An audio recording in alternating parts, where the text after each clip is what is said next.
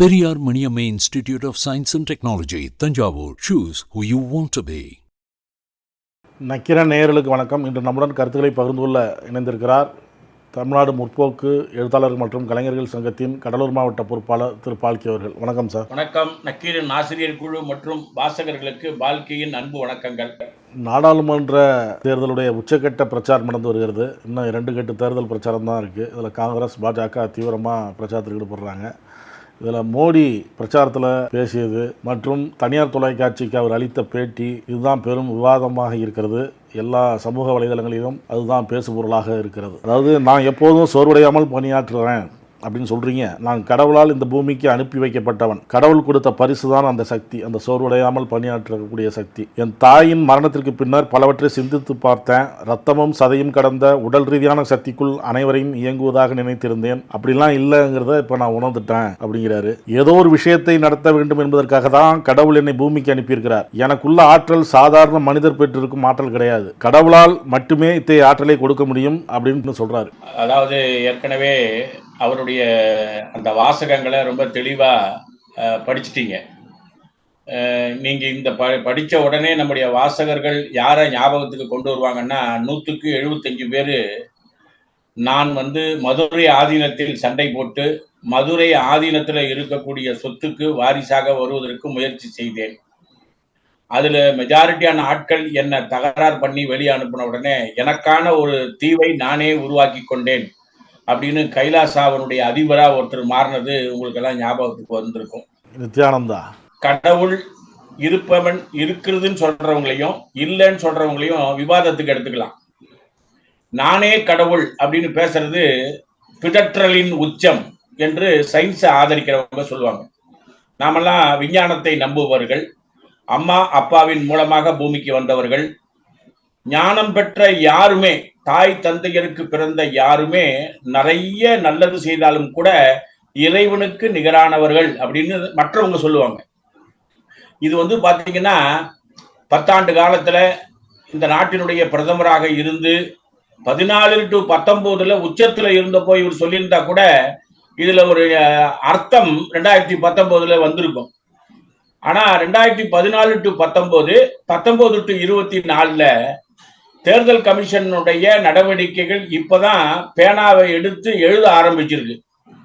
இந்த எழுத ஆரம்பிச்ச சூழல்ல பிதற்றலின் உச்சமாக நம்முடைய பிரதமர் பேசியிருக்கக்கூடிய பேச்சு தான் நான் கடவுளின் அவதாரம் என்று சொல்லுவது. நீங்க கடந்த ஒரு 6-7 நாள்ல அவருடைய பிதற்றல் அதிகமா இருக்கு. ஒண்ணு பாத்தீங்கன்னு சொன்னா, பூரி ஒரிசாவில் அவருடைய நண்பர் அவருக்கு உதவிகரமாக இல்லை என்று சொல்வதோடு மட்டும் இல்ல, அவரை முழுசா கண்ட்ரோல் பண்ணக்கூடிய ஒரு ஆள் யாருன்னு பாத்தீங்கன்னா வி.கே. பாண்டியன். வி.கே. பாண்டியன் அவருடைய மனைவி ஒரு IAS அதிகாரி. அவர் அந்த ஊர்ல செய்த பணிகள் என்பது இந்த வாசகர்கள் தெரிஞ்சு கொள்ளணும். அதாவது மாற்றுத்திறனாளிகளுக்கு ஒரு மாவட்டத்துல 700 சர்டிபிகேட் கொடுக்கறது தான் அதிகபட்சமா ஒரிசாவில் நடந்த ஒரு நிகழ்ச்சி. அதிகபட்சமா அப்படி நடக்கக்கூடிய ஒரு 6 மாவட்டங்களை ஒன்றிணைத்து 7200 பேருக்கு, மாற்றுத்திறனாளிகளுக்கு ஒரே நேரத்துல சர்டிபிகேட் வழங்கின அற்புதமான பணியை செய்தவர் தான் வி.கே. பாண்டியன். அவர் ஒரு நல்ல IAS அதிகாரியா அந்த அரசு பார்த்தது.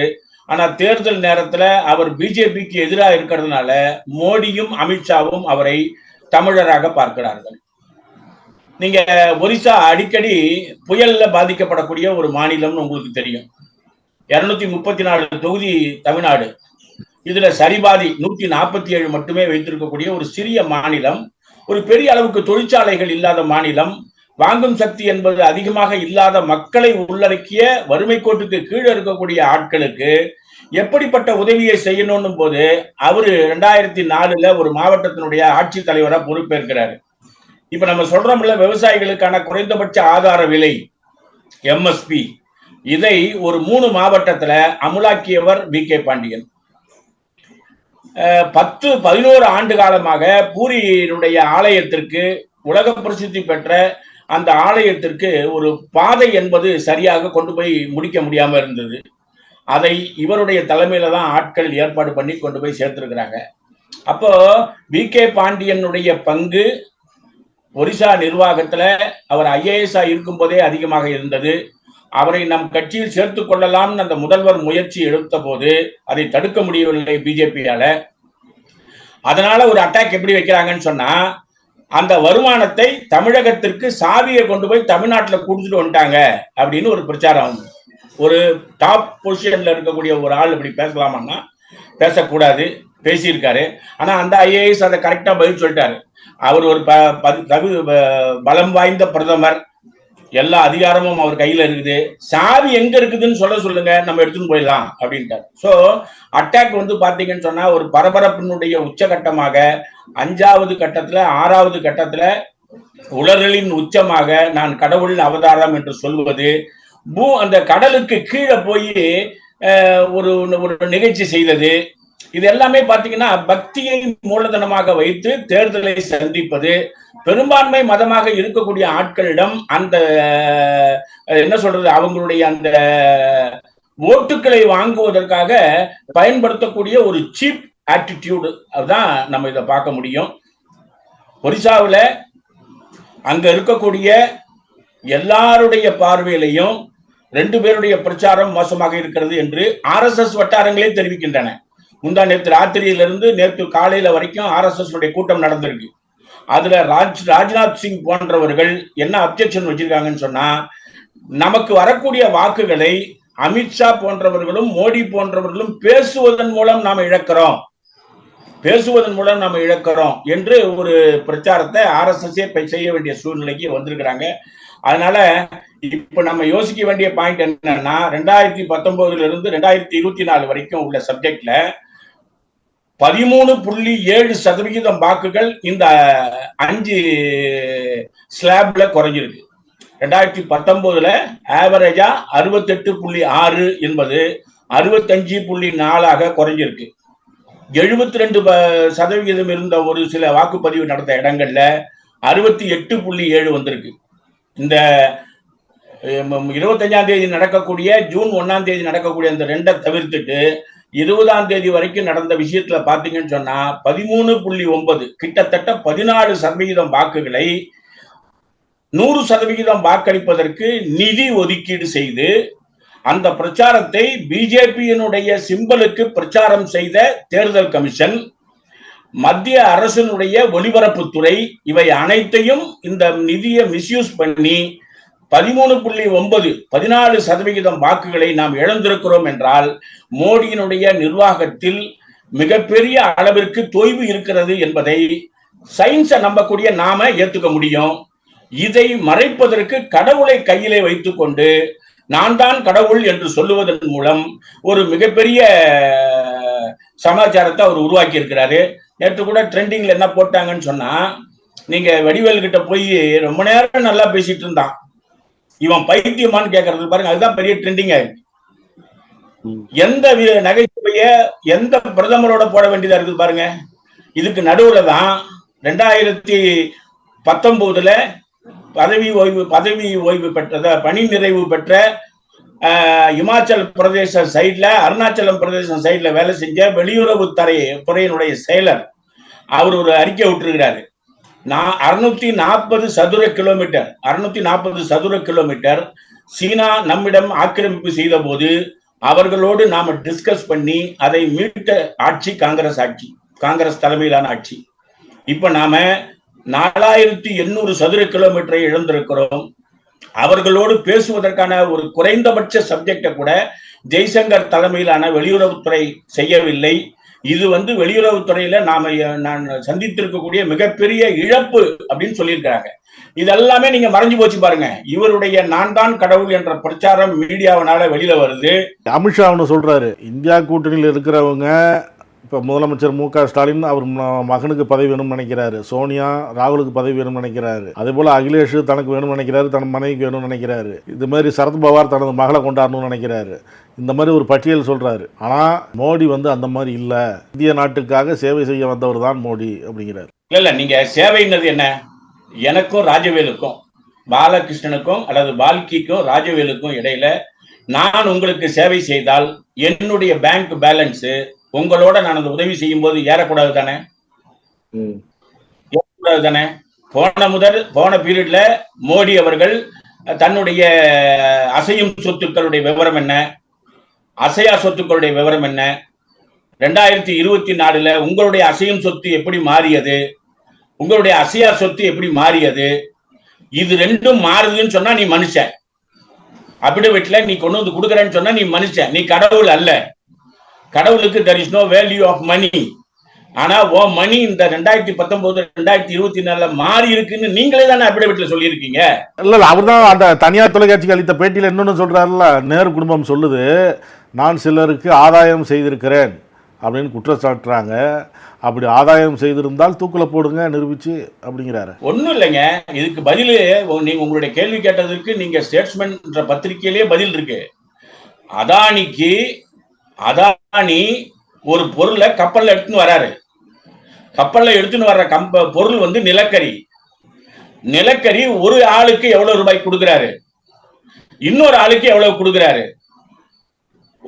அரசாங்கமான தமிழ்நாட்டில் அதிமுக ஆட்சி இருக்கும்போது பேச்சுவார்த்தை நடந்து 6 மடங்கு விலையேற்றம் செய்து $92.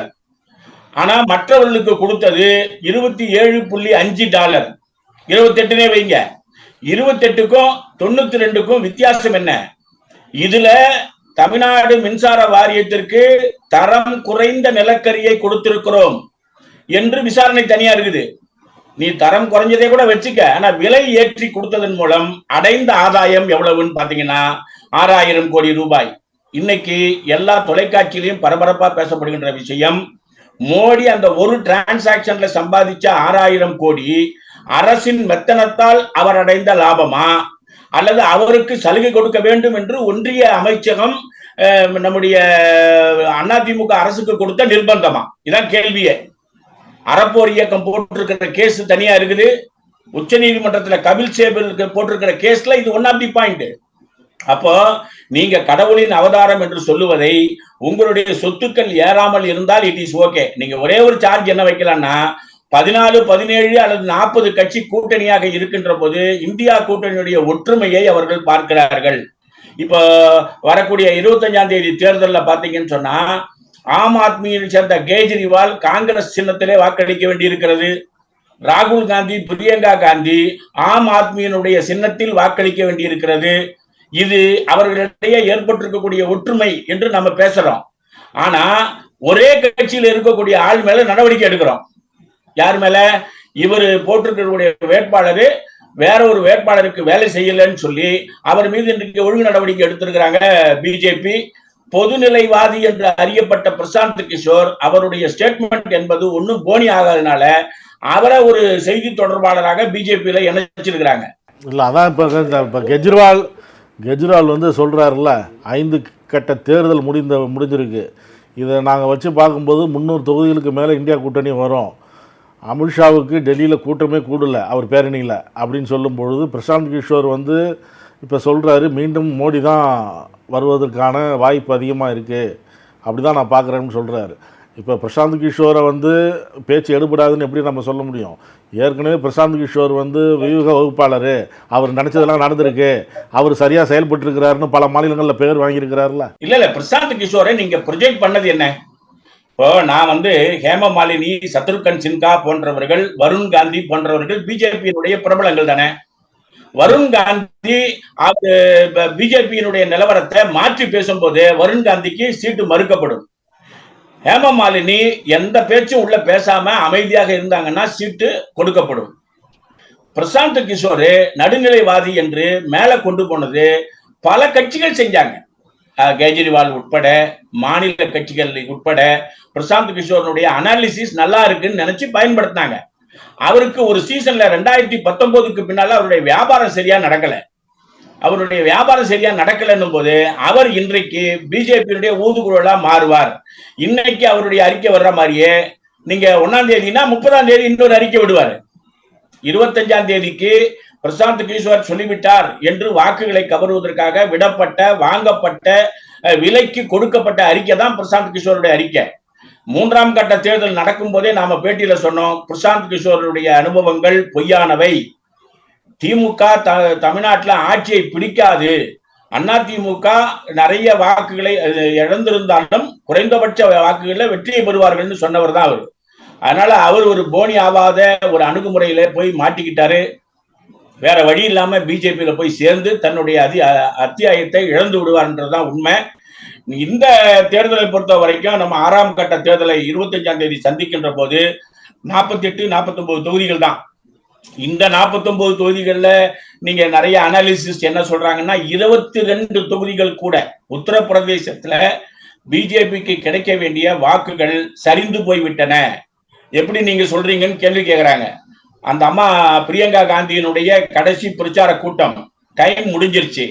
டைம் முடிஞ்ச உடனே இருட்டு, இது வேலை செய்யல, அது பேர் மைக்கு வேலை செய்யல, லைட்டு பூரா அணைஞ்சாச்சு. நம்முடைய ஜல்லிக்கட்டுக்கு செல்லுல கொடுத்த லைட்டு மாதிரி அங்க இருக்கக்கூடிய பல்லாயிரக்கணக்கான மக்கள் அந்த செல் மூலமாக ஒளியை ஏற்றி பிரியங்கா காந்தியை பேச வைத்திருக்கிறார்கள் என்பது ஒரு பெரிய ட்ரெண்டா மாறி இருக்கு. அப்போ உத்தரப்பிரதேசத்துல தீர்மானிக்கின்ற ஃபேக்டரா அந்த பிரியங்கா காந்தியினுடைய பிரச்சாரம் பிஜேபியை பிதற்றலுக்கு கொண்டு போயிருக்கிறது. யோகி ஆதித்யநாத் என்பவர் அங்க பண்ணக்கூடிய அந்த எல்லா வேலைகளும், இப்ப சமீபத்தில் அவர் ஒரு பேட்டி கொடுத்தாரு. அந்த பேட்டியில் என்ன சொல்றாருன்னா, மாணவர்களின் கல்வி நலனுக்காக அமைதியான சூழலை கெடுக்கக்கூடிய மசூதிகளின் குரலை நிறுத்தி இருக்கிற மாநிலம் உத்தரப்பிரதேசம் அப்படின்னு சொல்றாரு. இது எவ்வளவு பெரிய மோசமான வார்த்தை. அவர்கள் காலையில ஓதுவதை தடுத்து நிறுத்தி நான் வெற்றி பெற்றேன் என்று சொன்ன அந்த ஊபியினுடைய முதல்வருடைய பேச்சு அவருக்கே எதிர்ப்பா மாறி இருக்கு. அதனால உத்தரப்பிரதேசம் அவர்களுக்கு ஏற்கனவே 2019 கொடுத்த ஆதரவை கொடுக்க இயலவில்லை. அதுக்கு 2 பேர் காரணம். ஒன்னு லல்லு பிரசாத் யாதவனுடைய மகன், 2 அகிலேஷ் யாதவ். இவர்களுடைய இணைந்த செயல்பாடு உத்தரப்பிரதேசத்தை கீழே தள்ளி இருக்கிறது. பிரியங்கா காந்தியினுடைய பிரச்சாரம் இந்தியா கூட்டணியை மேல கொண்டு போயிருக்கு. நட்டா ஒரு செய்தி நிறுவனத்துக்கு பேட்டி அளிக்கிறார். ஒரு காலத்தில் ஆர்எஸ்எஸ் நம்பி நம்ம வளர்ந்தோம், அதாவது பாஜக வளர்ந்தது. இப்போ பாஜக வளர்ந்துருச்சு, ஆர்எஸ்எஸ் உடைய உதவிலாம் தேவையில்லை. இது எதை காட்டுது? அவர்களுக்குள்ளே ஒரு முரண்பாடு வரும்னு நம்ம 20ஆம் தேதிக்கு முன்னால நடந்த அந்த 4ஆம் கட்ட இப்ப 20ஆம் தேதி நடந்தது 5ஆம் கட்ட பிரச்சாரம். 4வது கட்ட பிரச்சாரத்திலேயே ஆர்எஸ்எஸ் நிர்வாகிகள் ஒரு கூட்டத்தை கூட்டினதா நான் நம்முடைய பேட்டியிலேயே சொன்னேன். அதுல ஆர்எஸ்எஸ் என்ன சொன்னாங்கன்னு சொன்னா, மோடி அவருடைய ஆட்சி ஆர்எஸ்எஸ் கொள்கையில் செயல்படவில்லை, ஆர்எஸ்எஸ் கொள்கையோடு செயல்பட்டு வந்திருக்கிற நிலையில் இருந்து அவர்கள் மாறுகிறார்கள், இது ஆரோக்கியமான திசையை நோக்கி செல்லாது என்று சொன்னாங்க. ஆர்எஸ்எஸ் வழிகாட்டுதலில் இருக்கக்கூடிய தொழிற்சங்கங்கள் பிஜேபியை ஆதரிக்கவில்லை. பல நேரங்களில் ஆதரிச்சு அவங்க ராமருக்கான பிறந்த நாள், சீதைக்கான பிறந்த நாள் இதெல்லாம் கொண்டாடிய தொழிற்சங்கங்கள் தான். அவர்களே மோடியினுடைய சமாச்சாரத்துக்கு உதவிகரமாக வரவில்லை. நட்டாவுக்கு இப்பதான் நம்ம தேர்தல் கமிஷன் முதல் முறையாக ஒரு கடிதம் கொடுத்திருக்கிறது. காங்கிரஸ் கட்சிக்கு ஒரு கடிதம் கொடுத்திருக்கிறது. 36 கம்ப்ளைண்ட் கொடுத்தோம் இடதுசாரிகள்லாம் சேர்ந்து. காங்கிரஸ் ஒரு 9 கொடுத்திருக்கு, எல்லாம் சேர்ந்து 36 கடிதம் கொடுத்தோம். 3 கடிதத்தின் மீது மட்டும்தான் நடவடிக்கை எடுக்கிறோம் என்று பதில் கொடுத்தார்கள். இப்ப நேற்றைய ட்ரெண்ட் என்னன்னு சொன்னா, காங்கிரசுக்கு ஒரு அப்பீல் விடுறாங்க. என்னன்னு சொன்னா, அரசியலமைப்பு சட்டத்தை பிஜேபி மாற்றிவிடும் என்று நீங்கள் பிரச்சாரம் பண்ணாதீங்க. பிஜேபிக்கு நட்டாவுக்கு ஒரு கடிதம் கொடுக்குறாங்க. அதுல என்னன்னு சொன்னா, பிரிவினையை வெறுப்பை விதைக்கக்கூடிய எந்த சப்ஜெக்டும் நீங்க பேசாதீங்க. இது எப்ப கொடுத்துருக்கணும்? நம்ம தேர்தல் வரும்போது நம்ம கம்ப்ளைண்ட் பண்ண பாருங்க, முதல் கட்டமா ஏப்ரல் 19 அப்ப கொடுத்திருக்க வேண்டிய பதில் எப்ப கொடுக்குறாங்கன்னு சொன்னா, 25ஆம் தேதி பிரச்சாரம் ஓய்ந்திருக்கக்கூடிய இந்த 23ஆம் தேதி அன்றைக்கு காலையில கொடுக்குறாங்க. அப்போ நாம் என்ன யோசிக்க வேண்டி இருக்குன்னு சொன்னா, நட்டா இன்றைக்கு பிஜேபியினுடைய சீஃபாக இருக்கக்கூடிய அமித்ஷாவினுடைய மோடியினுடைய நிலைக்கு தன்னுடைய குரலை மாற்றி இருக்கிறார். ஆர்எஸ்எஸ் இதை வேடிக்கை பார்க்காது. இவர்களுக்குள் ஒரு பிளவு இருப்பதாக சொல்லுவதும் நாடகம்தான். இதையெல்லாம் மீறி ஜூன் 4ஆம் தேதி நடக்கக்கூடிய அந்த முடிவுகள் தான் நமக்கு ஒரு சரியான திசை வழியை காட்டும். இல்ல, நட்டா இப்படி பேச வச்சிருக்கிறது இந்த வயது பிரச்சனை கெஜ்ரிவால் எழுப்பினார்ல, அதுக்காக தானா? ஆர்எஸ்எஸ் சொல்லக்கூடிய சிந்தனையை ஏற்காதவர்கள் பதவியில நீடிக்க முடியாது. நீங்க அத்வானிக்கும் அது பொருந்தும், வாஜ்பாய்க்கும் அது பொருந்தும். ஒரு 4 நாளைக்கு முன்னால வாஜ்பாயினுடைய ஒரு பதிவு முகநூல்ல மிகப்பெரிய அளவுக்கு ட்ரெண்டிங் ஆச்சு. என்னன்னு பாத்தீங்கன்னா, நம்முடைய ராஜீவ்காந்தி பிரதமராக இருக்கின்ற போது 1999 2000 அவர் பதவியை விட்டு வந்ததுக்கு அப்புறம் ராஜீவ்காந்தி பதவியேற்ற கொஞ்ச நாள்லேயே வாஜ்பாய்க்கு உடல்நிலை சரியில்லாமல் அவருக்கு வெளிநாட்டில் சிகிச்சை கொடுக்க வேண்டியதா இருந்தது. ஐநா சபையோட பேசி அந்த சிகிச்சையை முழுமையாக இந்திய அரசின் சார்பா எனக்கு செய்து கொடுத்தது ராஜீவ்காந்தி தான் என்று அவர் பேசியதை ட்ரெண்டிங்ல போட்டிருக்காங்க. ஒரு பரஸ்பர நல்ல உறவோட எதிர்கட்சிகளோட ஆளும் கட்சி என்பது போய்கொண்டிருந்த அரசியலில் ஒரே கட்சியில் இருக்கக்கூடிய தீர்மானிக்கின்ற சக்திக்கும் எனக்கும் ஒரு பிரேக் இருக்குன்னு காட்டுறதும், அவர்களை மீறி இவர் செயல்படுவதும், பிஜேபியில் இருக்கக்கூடிய சில ஆட்கள் செய்யக்கூடிய மோசமான வேலை. அதில் ஒன்றுதான் இப்ப மோடி அமித்ஷாவுடைய கூட்டணியில நட்டாவும் சேர்ந்து செய்கிறார்கள். இதை RSS அனுமதிக்காது. RSS அது தன்னுடைய கரத்தை இருக்கும். அதை மீறி மோடி எப்படி செயல்பட போகிறார் என்பது நமக்கு போக போகதான் தெரியும். உத்தவ் தாக்கரே சிவசேனா அவர் சொல்றாரு, மீண்டும் பாஜக ஆட்சிக்கு வந்தால், மோடி தலைமையிலான பாஜக ஆட்சிக்கு வந்தால் RSS அமைப்பையே தடை செய்து விடுவார்கள் அப்படிங்கிற. அதாவது மகாராஷ்டிராவில் இருக்கக்கூடிய சிவசேனையினுடைய பிரிவாக இருந்தாலும் சரி, பிஜேபியினுடைய அணுகுமுறையாக இருந்தாலும் சரி, கிட்டத்தட்ட ஒரு கொஞ்சம் டிகிரி தான் வித்தியாசம். இவர்கள் எல்லாம் இந்து மதத்தை மேன்மையான மதம் என்று செயல்படுபவர்கள். இன்னைக்கு அவர்களுக்குள்ள சில முரண்பாடுகளின் காரணமா இந்தியா கூட்டணியில பால் தாக்கரே வழி தோன்றிய ஒரு குரூப் வந்தது. அந்த குரூப்ல இருந்து ஒரு குரூப் உடஞ்சி போய் பிஜேபி கிட்ட நின்னுது. இந்து மத பெரும்பான்மை வாதத்தை தன்னுடைய கையில வைத்திருக்கக்கூடிய ஆட்கள் RSS சொல்லுவதைத்தான் செய்வார்கள்.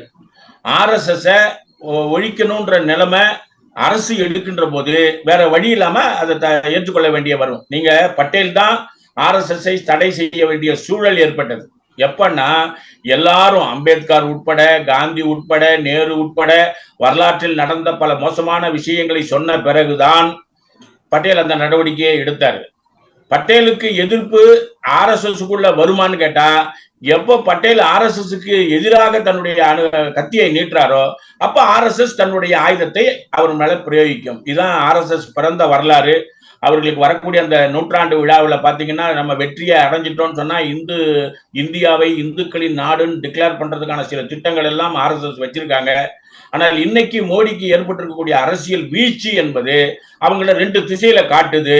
இது ரிசல்ட்டுக்கு வந்ததுக்கு அப்புறம் அவர்களுடைய அணுகுமுறை எப்படி இருக்குன்னு நம்ம பார்க்கணும். ஆனா அவர் சொல்ற வரலாற்று உண்மை என்னன்னு சொன்னா, மோடி பெரும்பான்மை ஆகி அதுல விவகாரமா இருந்ததுன்னு சொன்னா RSS சொல்றதை இவர் கேட்க மாட்டாரு. இவர் சொல்றதை RSS கேட்கணும். அப்படி இல்லைன்னு சொன்னா RSS அவர் அழித்து விடுவார். அது அவருடைய அணுகுமுறை ஸ்பெஷலிஸ்ட். கருத்துக்களை பகிர்ந்து கொண்டதற்கு நன்றி சார். கருத்துக்களை கேட்டமைக்கு நன்றி, வணக்கம். தமிழகத்தின் அரசியல் புலனாய்வு வரலாறு நக்கீரன் பப்ளிகேஷன்ஸ். இந்த கோடை விடுமுறையை புத்தகங்களுடன் கொண்டாடுங்கள். உலக புத்தக தினம் மற்றும் கோடை காலத்தை முன்னிட்டு ஏப்ரல் 23 முதல் மே 30 வரை நக்கீரன் வெளியீடுகளான அனைத்து நூல்களுக்கும் 25% சிறப்பு தள்ளுபடி. புத்தகங்களால் கோடையை கொண்டாடுவோம். நக்கீரன் டிவிக்கு சப்ஸ்கிரைப் செய்யுங்கள். உங்கள் ஆதரவே எங்கள் பலம். ஆசிரியர்களுக்கு நண்பனாகவும் மாணவர்களுக்கு ஆசானாகவும் திகழும் தேர்வு வழிகாட்டி. ஒவ்வொரு பாடத்திற்கும் அனுபவமிக்க ஆசிரியர்களின் துல்லியமான தெளிவான விடைகள்.